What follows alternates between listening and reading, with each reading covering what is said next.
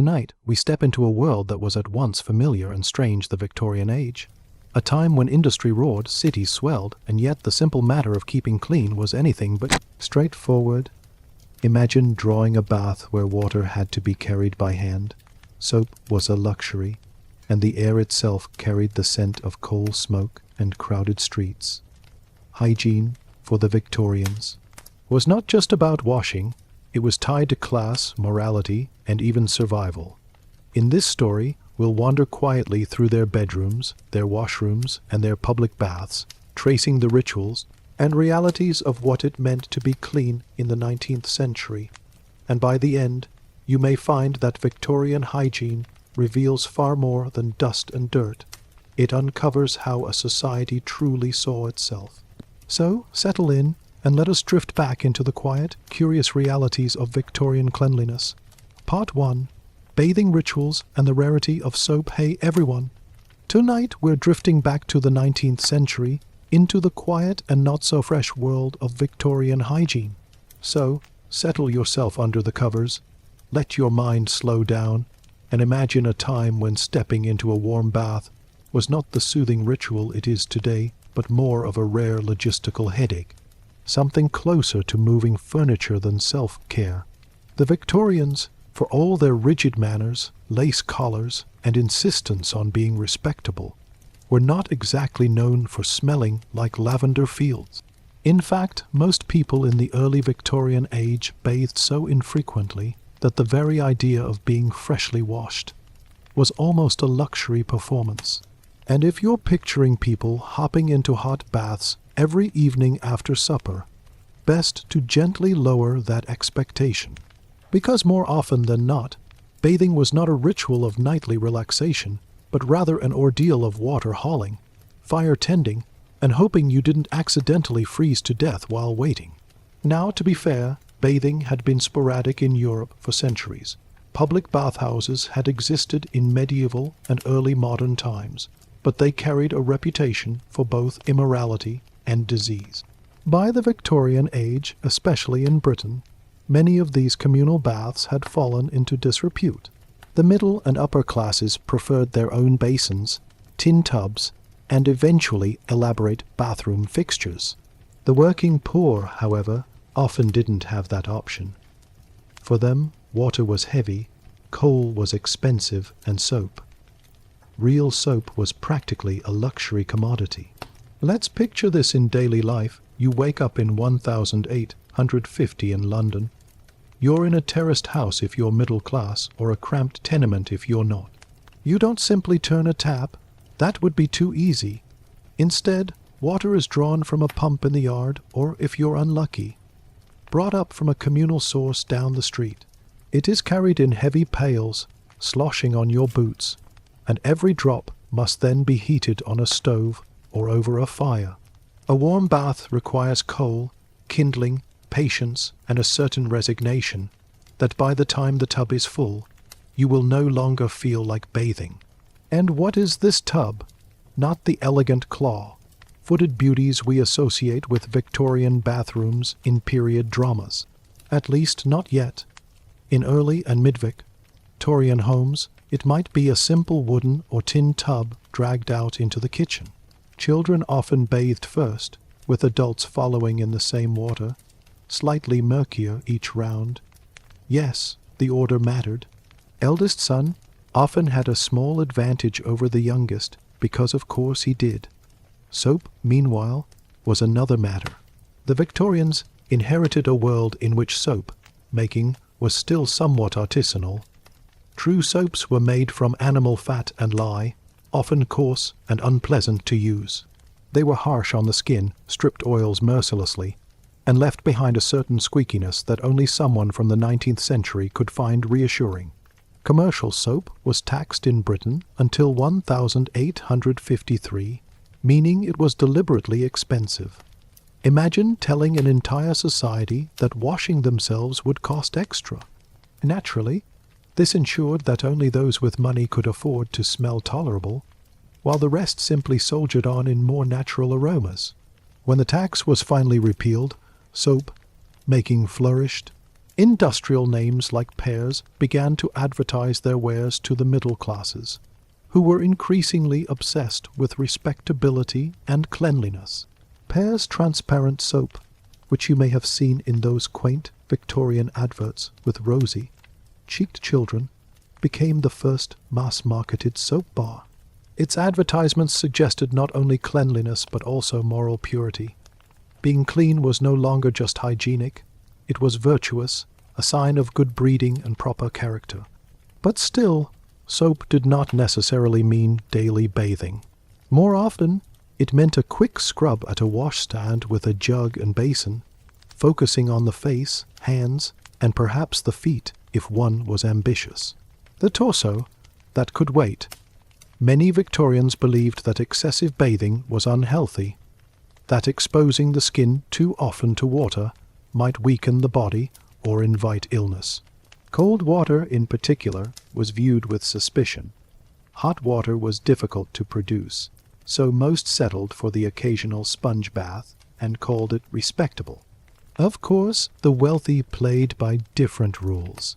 In grand Victorian mansions, bathrooms gradually became fashionable, though even then they were sometimes tucked away in odd corners, installed awkwardly like afterthoughts. Plumbing was inconsistent, heating unreliable, but the elite could indulge in more frequent bathing, perfumed soaps, and imported sponges. They could even commission elaborate tubs of marble or copper. Naturally, these were less about hygiene and more about display. Proof that one was wealthy enough to waste gallons of heated water for the sake of comfort. Let's drift for a moment into the irony of this situation. The Victorians are remembered as the great pioneers of sanitation, the builders of sewers, the advocates of germ theory, the champions of progress. And yet, in their own daily lives, many were still reluctant to take a bath more than once a week, if that. Charles Dickens, a man who spent pages describing the grime and stench of London, was said to be rather particular about his washing habits. But his fastidiousness was unusual, almost eccentric, in a world where simply not smelling offensive was considered sufficient. Perfumes and colognes were widely used to mask odors. Lavender water, rose water, and eau de cologne were dabbed on handkerchiefs, necks, and even sprinkled on clothing. If one could not be clean, one could at least smell vaguely floral, or like a citrus grove on the verge of collapse. This layering of scent upon unwashed bodies created its own particular bouquet, a combination that only the 19th century could have produced, hovering somewhere between romance and damp wool. It wasn't just bodies that needed attention. Clothing, too, presented a hygiene dilemma. Laundering was laborious. Washing machines did not yet exist in homes, and laundry was often boiled in great pots, scrubbed by hand, and wrung out until fingers bled. Because of the difficulty, garments, particularly undergarments, were worn far longer than we would today before being changed. That shirt or chemise could see you through several days of sweat before meeting a bar of soap. This, of course, meant that even if one had taken a respectable sponge bath, slipping back into yesterday's clothes rather undid the effort. And yet, through all this, the Victorians were deeply concerned with appearing clean. Dirt was associated with poverty, sin, and degeneracy. Middle-class guides to proper behavior emphasized the importance of washing, of keeping one's home tidy, of presenting oneself as polished. The contradiction between the labor of cleanliness and the moral demand for it meant that Victorians often did just enough to look the part, without ever truly being fresh by our standards. Bathing, then, was both rare and significant. To immerse oneself in water was almost ceremonial. It marked occasions, the Sunday bath before church, the holiday wash before visiting relatives, the symbolic act of being ready for society. Soap, precious and sometimes perfumed, was rubbed into the hands, perhaps across the arms, and rinsed with water that had already cooled. The ritual ended quickly, with towels that were rarely laundered themselves. And with that, one could declare oneself clean enough for another week of coal dust, horse manure, and industrial smoke. As the century moved on, attitudes began to shift. Advances in plumbing and the eventual spread of piped water into homes made the bath less of an ordeal. Public health campaigns encouraged washing as a defense against disease. By the late Victorian era, a bath once or twice a week was increasingly common among the middle classes, and the idea of the dirty poor became an even sharper dividing line. Cleanliness was no longer simply respectable. It was patriotic, moral, and medical.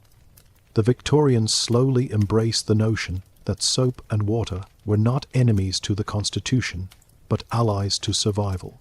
And so, in this world of cautious bathing, scarce soap, and elaborate moralizing about who smelled acceptable and who did not, the ritual of hygiene in the Victorian era was born, half practical, half symbolic, and always slightly awkward. Let's drift gently forward now, leaving behind the steaming tubs and the perfumed handkerchiefs, and step into the broader spaces of Victorian life, into the public baths and privy houses, where hygiene collided not only with personal effort, but with the booming growth of cities themselves. Part 2. Public baths, privy houses, and the growth of sanitation. Hey everyone! If you're still awake, first of all, congratulations, and second, let's keep floating gently through the somewhat aromatic world of Victorian hygiene. We've already peeked into their bathing habits, or lack thereof. Now we'll step out of the home and wander slowly into the larger spaces of the city, into the public baths, into the privy houses, and into the early and often chaotic attempts at sanitation in an era when more people were crammed into London than the infrastructure could reasonably support. Because the truth is, while the Victorians liked to boast about progress, steam engines, railways, telegraphs, they still lived in cities that, for the most part, smelled like a badly managed farm. On a warm afternoon, the streets of London were paved not just with cobblestones, but with horse manure, refuse, and the occasional leaking cesspool. In the humble privy, the outdoor toilet was the unsung and usually overflowing centerpiece of working-class hygiene. Let's start with the public baths. The idea sounds straightforward enough. Communal facilities where one could wash cheaply. But naturally, the Victorians managed to make this complicated. Public bathhouses in early 19th century Britain were not glamorous affairs. They were stark, utilitarian, and depending on the neighborhood, questionably clean. Hot water was expensive. So many baths offered only cold plunges, which were supposed to invigorate the body, but more often just discouraged attendance. It wasn't until mid-century, in the 1008, 140s and 50s, that reformers began pushing for proper public baths and washhouses. The Bath and Washhouse Acts were introduced, allowing towns to build facilities where ordinary people could access affordable washing. Reformers framed it as a moral duty. A clean population was a virtuous population, because if the poor smelled slightly less like sewage, perhaps they might also behave themselves. The upper classes loved nothing more than combining philanthropy with a thin layer of condescension. Still, these bathhouses were genuinely useful. For a penny or two, you could have access to a private cubicle, a tub of hot water, and a brief escape from the grime of the city. They also offered laundries where women could wash clothing in large communal facilities, which, though still exhausting, was at least preferable to boiling laundry in a cramped kitchen. Naturally, though, not everyone used them. Many poor families simply could not spare the pennies, or they balked at the idea of stripping down in a public building, even behind doors. Privacy, modesty, and distrust of anything official meant that plenty of working-class Londoners continued to make do with the occasional sponge bath at home. Now, while some were cautiously dipping into tubs at the public baths, many more were trudging daily to the privy. And privies, well, they were both simple and catastrophic. A privy was essentially a hole in the ground covered by a seat. Sometimes there was a cesspit beneath, which, if you were lucky, might be emptied occasionally by night soil men, those unfortunate laborers who dug out human waste under cover of darkness. If you were unlucky, it simply overflowed into the yard, seeped into the soil, and inevitably into the water supply. In poorer neighborhoods, multiple families often shared one privy, meaning dozens of people might be contributing to a single pit. Overcrowding and poor maintenance ensured that these structures frequently collapsed, flooded, or bred disease. In 1847, the physician John Snow, no, not the brooding one from television, but the original, famously traced a cholera outbreak in London to a contaminated water pump on Broad Street. His findings suggested what most people had long suspected, that drinking water casually mingling with sewage was not an ideal recipe for health. But at the time, the prevailing medical theory was still miasma, that disease spread through bad air, not water, which meant that authorities focused on cleaning the smell rather than the actual contamination. In true Victorian fashion, they often made things worse. Take, for example, the Great Stink of 1858. London, in the height of summer, reeked so badly from untreated sewage in the Thames that Parliament itself could no longer bear it. Curtains soaked in lime and vinegar were hung over the windows of the Palace of Westminster in a desperate attempt to mask the odor. Members of Parliament, normally so stoic, fled chambers with handkerchiefs pressed to their noses. The incident finally spurred the construction of a modern sewer system under the engineer Joseph Bazalgette.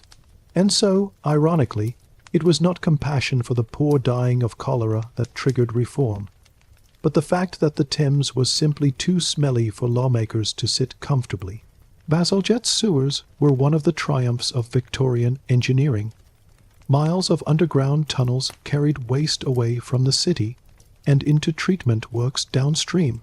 It was at last a system worthy of a growing metropolis, but building it required immense labor, huge costs, and a degree of foresight that most governments usually lack. Fortunately, Bazalgette built his sewers far larger than they technically needed to be at the time, assuming London would keep growing. Naturally, he was right, and his foresight prevented yet another round of urban collapse. But even with the new sewers, the day-to-day realities of sanitation remained grim for many Victorians. Privies lingered for decades. In the countryside, cesspits remained the norm well into the 20th century. In tenements, landlords often neglected to maintain even the most basic facilities, and when privies overflowed, it was the tenants themselves who had to suffer the consequences. Entire yards would flood with foul waste, soaking into floors and walls, creating the perfect breeding ground for typhoid, dysentery, and of course cholera. Public health inspectors described scenes of horror with the same dry detachment that we're using tonight. Houses where the back wall was literally rotting away from contact with sewage. Streets where children played in puddles contaminated by the neighboring cesspit.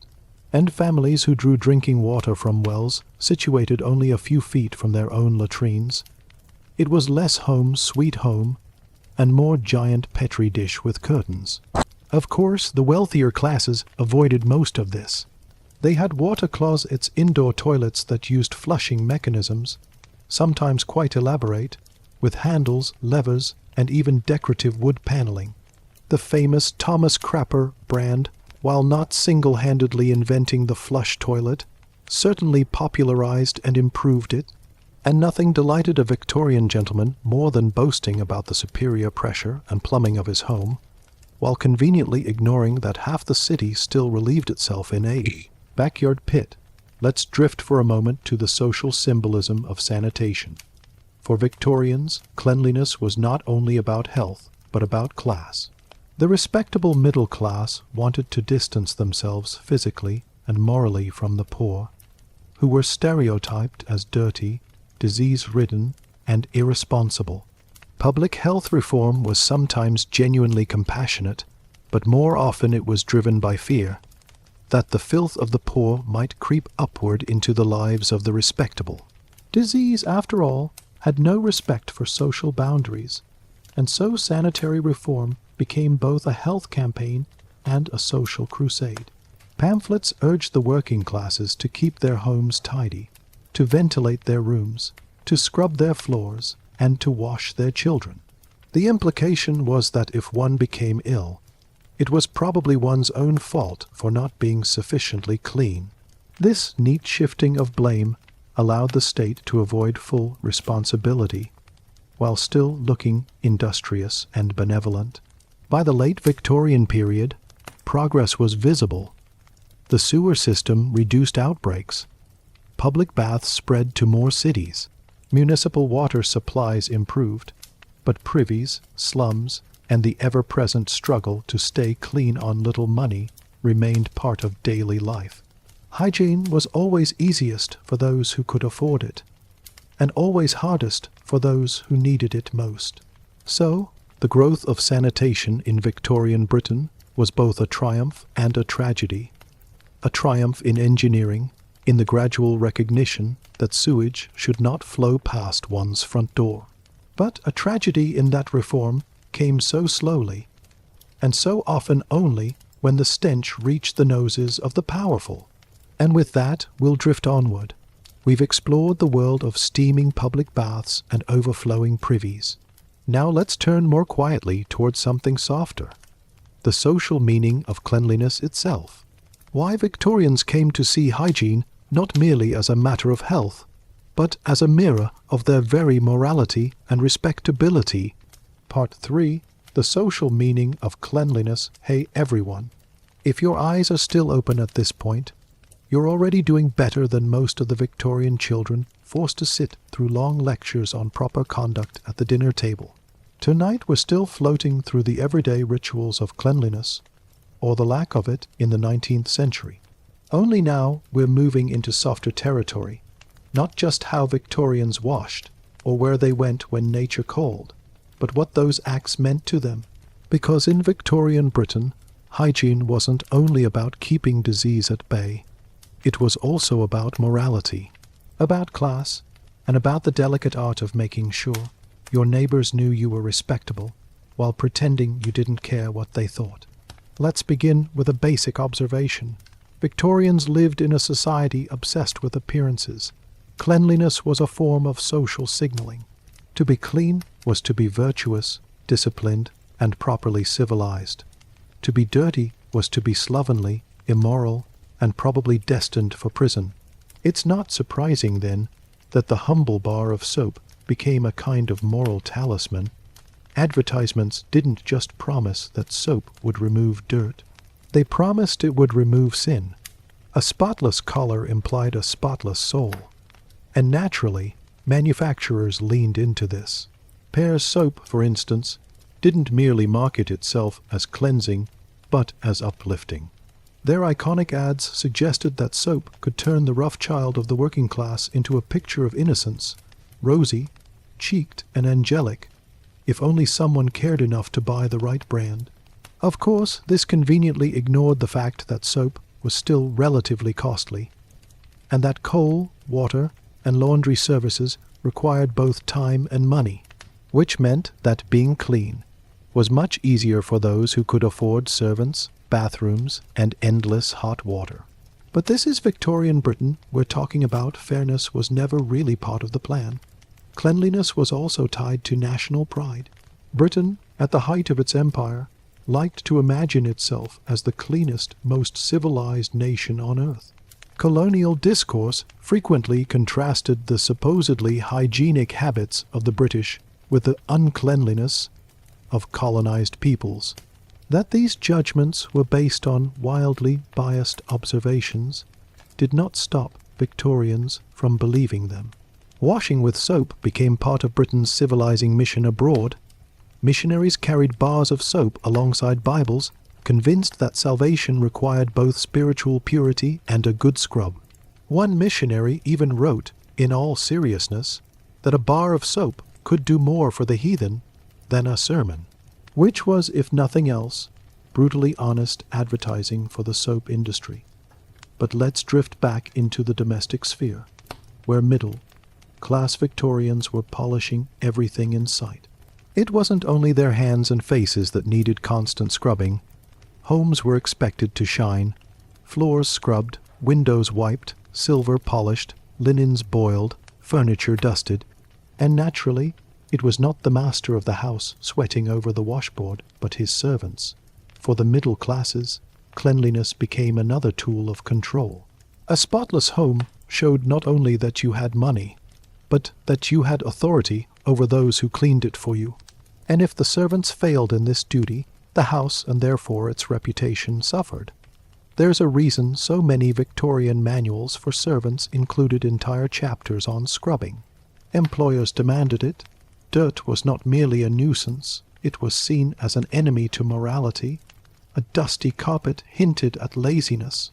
A greasy dishcloth suggested moral decline. And heaven forbid a guest should spot a water stain on the tea set. This is also where the ritual of spring cleaning really took root. Each year, servants and housewives would embark on a campaign of domestic warfare against soot, ash, and grime. Curtains were taken down, carpets beaten, windows polished until they squeaked. Coal fires left a fine layer of soot over absolutely everything, meaning that no matter how hard one scrubbed, the house was never quite clean. But appearances mattered more than results. Guests were not supposed to inhale purity, they were supposed to see it. For the working classes, the story was harsher.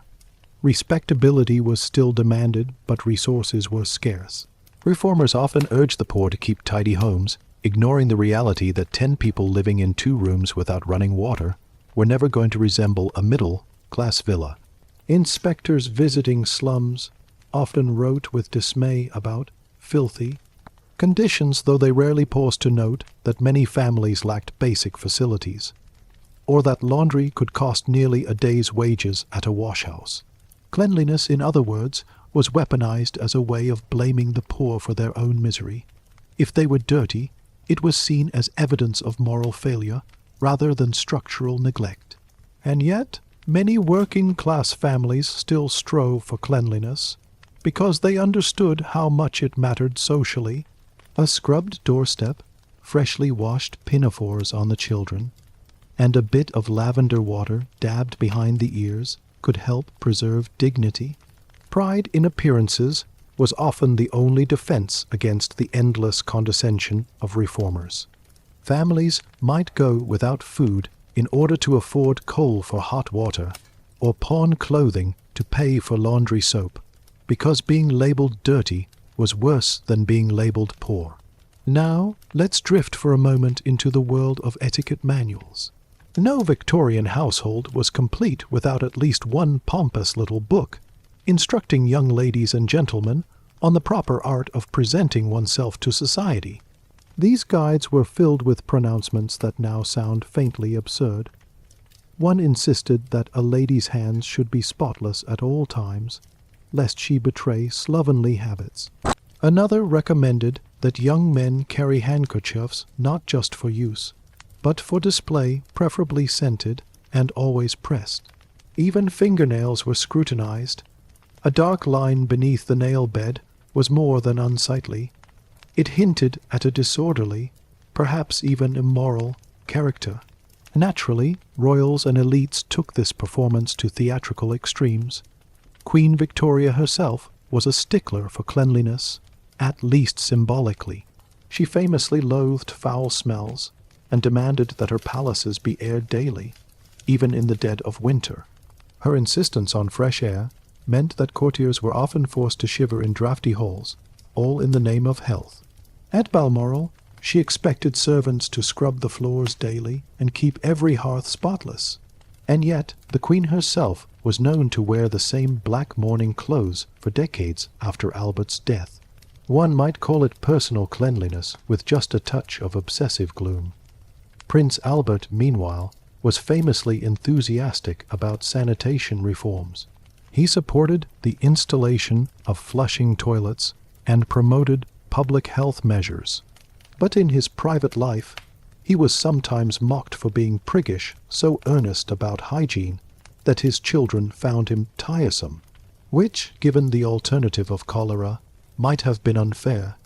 Still, no Victorian child ever enjoyed a lecture from their father about sewer ventilation.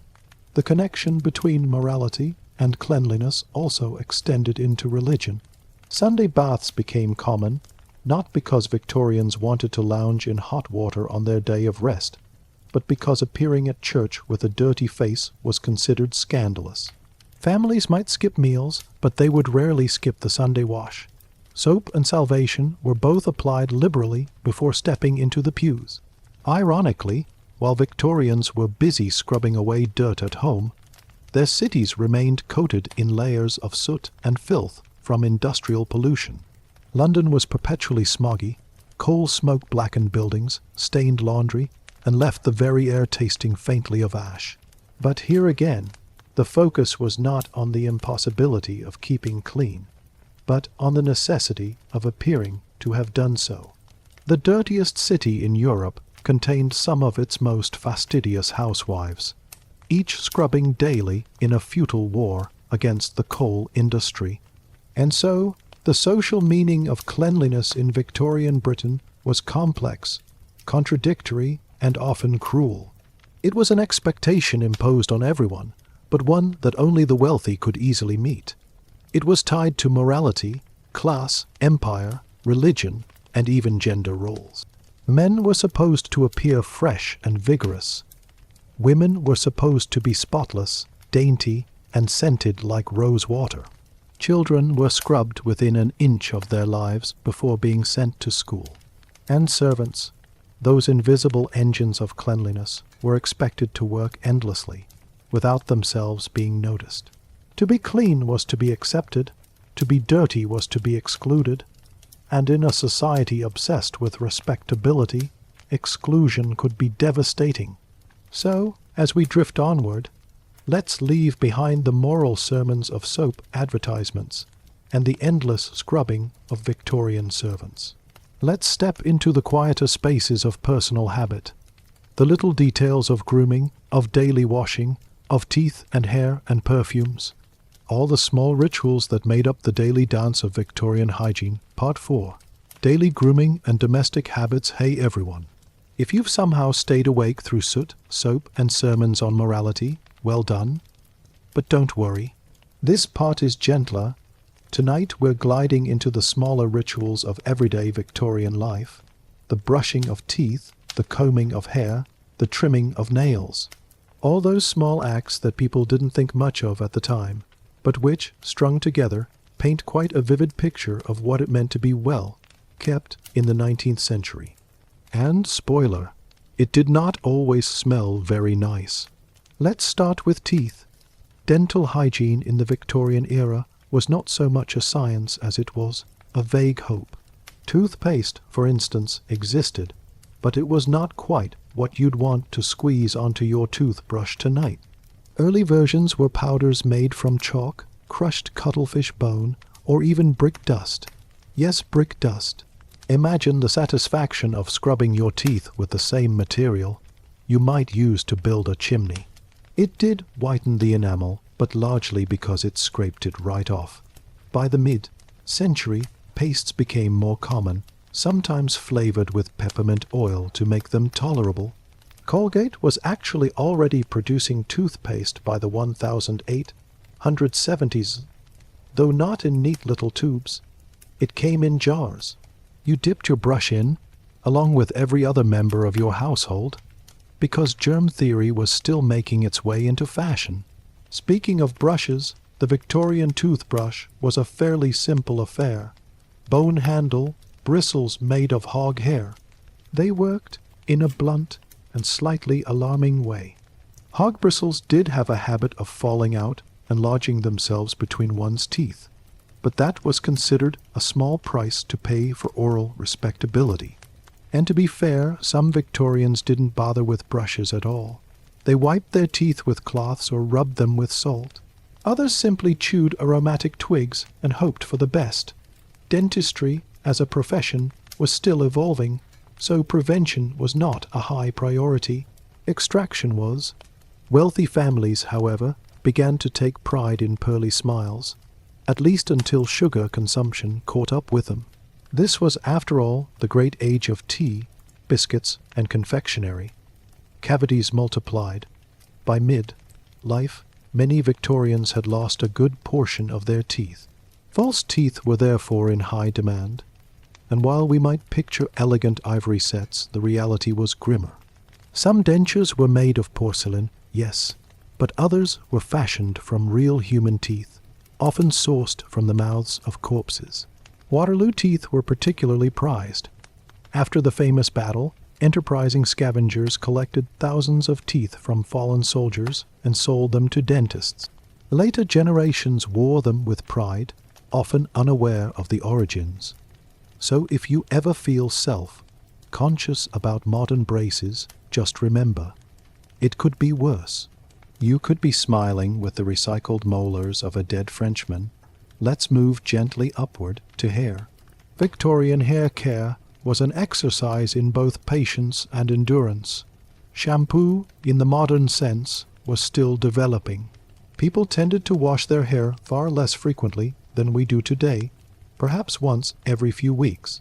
Daily washing was not only impractical, but believed to be unhealthy. Too much wetting was thought to weaken the scalp. Instead, hair was maintained by constant brushing. Manuals recommended 100 strokes per day, with the help of natural bristle brushes. This was said to stimulate circulation, distribute oils, and encourage gloss. In practice, it mostly redistributed grease evenly across the head. Hair oils were also popular. Macassar oil, in particular, became a staple in many households. It was a greasy concoction meant to give the hair a dark, glossy sheen. Unfortunately, it transferred easily onto furniture, ruining upholstery. The solution, little cloth covers for the backs of chairs, called antimacassars. Yes, an entire piece of domestic decoration was invented purely to protect furniture from hair grease. If you've ever wondered why your grandmother's armchairs had lace covers draped over them, now you know. It was all thanks to Victorian men and their oily heads. Women's hair rituals were even more elaborate. Long hair was prized as a symbol of health and virtue, and cutting it short was often seen as scandalous. Ladies spent hours arranging elaborate styles, aided by pins, combs, ribbons, and the occasional hairpiece. Wigs and hair extensions were popular, though they were not called that, of course. They were switches, or false pieces, often made of real hair purchased from poorer women. There were even markets where hair was openly sold, with peasant women parting with their locks in exchange for a few coins. So the flowing, luxurious curls admired in fashion plates often had a rather transactional backstory. Facial hair, meanwhile, became a national obsession for men. Beards, mustaches, sideburns by mid-century, every respectable gentleman seemed to be sprouting some kind of whisker. This was partly fashion, partly masculinity, and partly laziness. Shaving every day was tedious, razors were not especially forgiving, and hot water wasn't always convenient. Growing a beard was in many ways the simplest grooming choice. Doctors even claimed that beards filtered out germs and protected men from disease, which was, frankly, an argument only a man with a large beard could come up with. And then there was perfume. Victorians adored scents, though not always subtly. Strong floral waters, lavender, rose, and violet were especially common. Eau de Cologne was of fashionable import, splashed liberally on handkerchiefs, gloves, and even hair. For women, perfume was a symbol of femininity, but also of respectability. A faint floral aroma suggested delicacy. Too strong a scent, however, risked associations with actresses or courtesans. Men, too, wore cologne, though they preferred sharper notes, citrus, spice, even tobacco.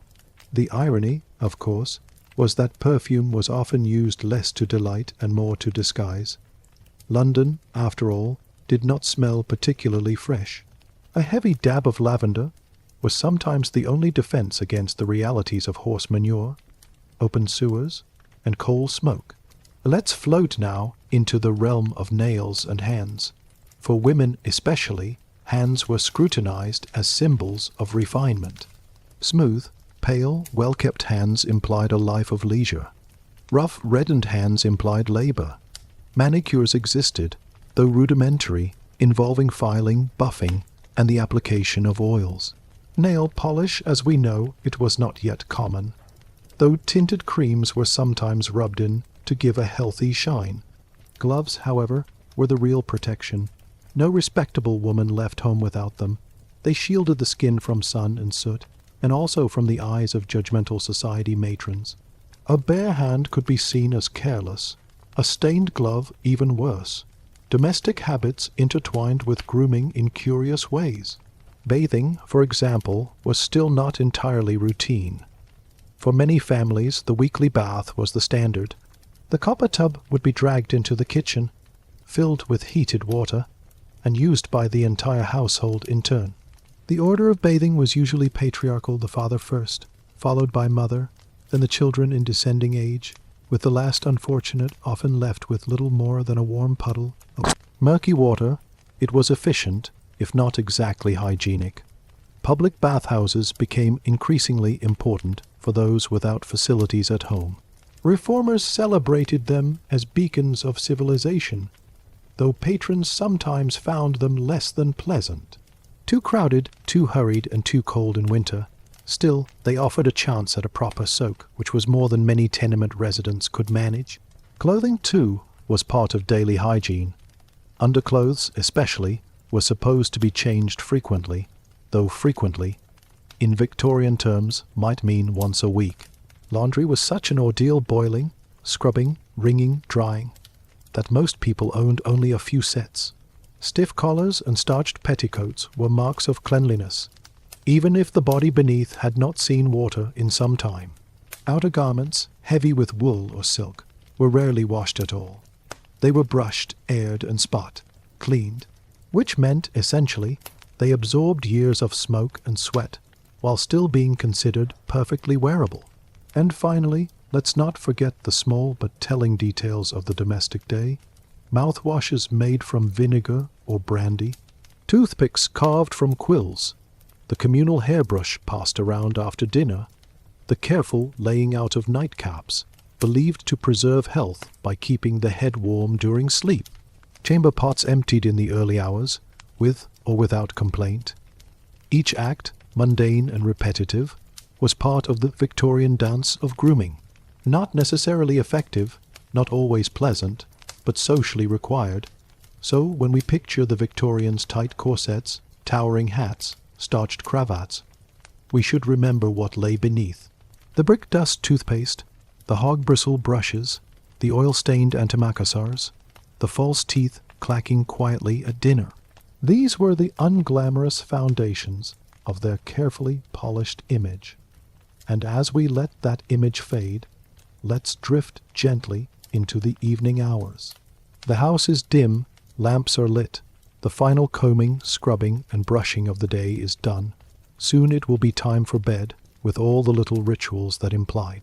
And yes, Victorians had plenty of those too, asterisk, and so we've drifted through the quiet, complicated world of Victorian hygiene, from the rarity of soap to the public baths that were never quite warm enough to the odd pride taken in false teeth and greasy hair oils. The Victorians lived in a time that was both familiar and foreign, where cleanliness was tied to class, and respectability sometimes meant more than health.